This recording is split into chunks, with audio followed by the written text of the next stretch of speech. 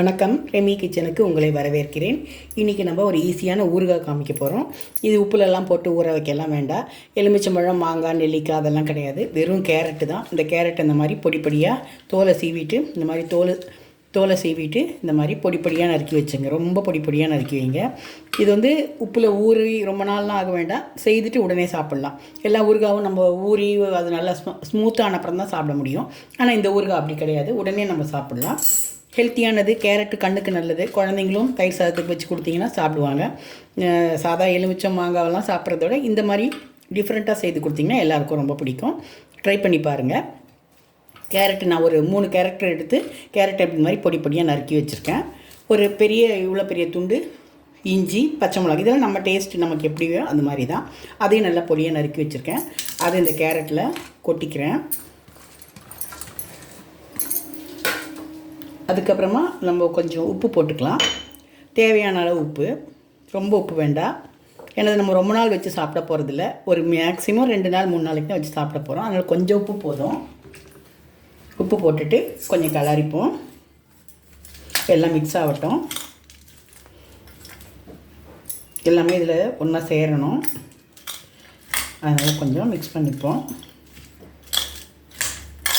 Mix பண்ணிவிட்டு தேவையான அளவு காரம், உங்களுக்கு எவ்வளோ பச்சை மிளகாய் போட்டிருக்கோம் நம்ம, உங்களுக்கு காரம் நல்லா வேணும்னா நிறைய போட்டுங்க. காரம் கம்மியாக போதுன்னா நான் கம்மியாக போடுறேன். நான் ஒரு 2 ஸ்பூன் மிளகா பொடி போடுறேன். பொடியாக இருக்கிற பெருங்காயத்தூள் இருந்தால் போட்டுங்க. என்கிட்ட இல்லை, கட்டி பெருங்காயம் தான் இருக்கானு நான் போடலை. உங்கள்கிட்ட பொடியாக இருக்கிற பவுடராக இருக்கிற பெருங்காயத்தூள் இருந்ததுன்னா அதையும் போட்டுங்க. ரொம்ப நல்லாயிருக்கும். இது நல்ல டேஸ்ட்டாக இருக்கும். தயிர் சாதத்துக்கு ரொம்ப நல்லாயிருக்கும். ஊறுகாய் பிரியர்களுக்கு இப்படி ஒரு டிஃப்ரெண்ட்டான ஊறுகாய் நீங்கள் செய்து கொடுத்தீங்கன்னா எல்லாருக்குமே ரொம்ப பிடிக்கும். மேக்ஸிமம் இது வந்து சின்ன குழந்தைங்க ரொம்ப விரும்பி சாப்பிடுவாங்க. ஏன்னா வந்து அவங்களுக்கு எலுமிச்சம் மாங்கானா காரம் சொல்லி சாப்பிட மாட்டாங்க. இந்த கேரட்டுக்கு ஒரு ஸ்வீட் இருக்கிறதுனால எல்லோரும் விரும்பி சாப்பிடுவாங்க. கேரட் ரொம்ப கண்ணுக்கு நல்லது வேறு. எப்போவுமே நம்ம பொரியல் தான் பண்ணி சாப்பிட்றோம் இல்லையா? இந்த மாதிரி ஒரு தரம் கேரட்டை ஊறுகாவாக பண்ணி பாருங்கள். இதில் வந்து எலுமிச்சம் பழம் ஜூஸ் தான் நம்ம ஊற்ற போகிறோம். அதுவும் இல்லாமல் இதில் வந்து இஞ்சி போட்டிருக்கோம். இஞ்சி நல்லா ஜீரணத்துக்கு நல்லது. கேரட்டு கண்ணுக்கு நல்லது. சிட்ரிக் ஆசிட் தானே இந்த லெமன், அதனுடைய புளிப்புத்தன்மை இதில் சேரும்போது இன்னும் டேஸ்ட்டாக இருக்கும். நான் ஒரு 1.5 எலுமிச்சம் பழத்தை பிழிஞ்சு வச்சுருக்கேன். கொட்டை எடுத்துகிட்டு அதை பிழிஞ்சு வச்சுக்கோங்க. அதை இதில் மிக்ஸ் பண்ணிவிடுங்க. மிக்ஸ் பண்ணி ஒரு 5 நிமிஷம் ஊறட்டும். இது அது எல்லாமே அந்த காரம் புளிப்பு எல்லாம் ஒன்றா ஆகணும். அதுக்கு ஒரு 5 நிமிஷம் ஊறணும். செய்துட்டு அன்றைக்கே சாப்பிட்லாம். நீங்கள் ஒன்றும் ஆகாது. ஊறவெல்லாம் வைக்க வேண்டாம். ஒரு 2 நாள் 3 நாள் கழிச்சு தான் சாப்பிட்ணுலாம் இல்லை. மத்தியானம் செய்தீங்கன்னா மத்தியானம் லஞ்சுக்கே சாப்பிட ஆரம்பிக்கலாம். உப்பு சரியாக இருக்கா பார்க்குறேன் நான். சரியாக இருக்குது. காரமும் சரியாக இருக்குது.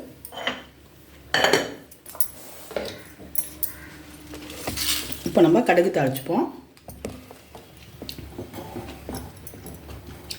எண்ணெய் நல்லா காயுது.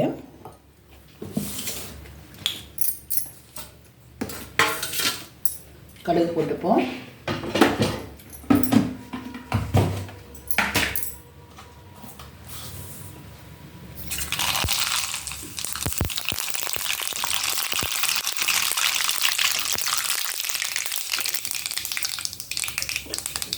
கடுகு வெடிச்சிடுச்சு. வேணும்னா கருவேப்பிலை போட்டுக்கலாம். நான் போடலை. அப்படியே ஊறுகாயில் சூடாக கொட்டிடுவோம். இந்த சூடாக அதில் கொட்டும்போது அதனுடைய பச்சை வாசனைலாம் போயிடும். அதுக்காக தான் சூடாக கொட்டுறது. இந்த ஊறுகாய் எல்லாருக்கும் பிடிக்கும். நீங்கள் ட்ரை பண்ணி பாருங்கள். தயிர் சாதத்துக்கு, சாம்பார் சாதத்துக்குலாம் ரொம்ப நல்லாயிருக்கும்.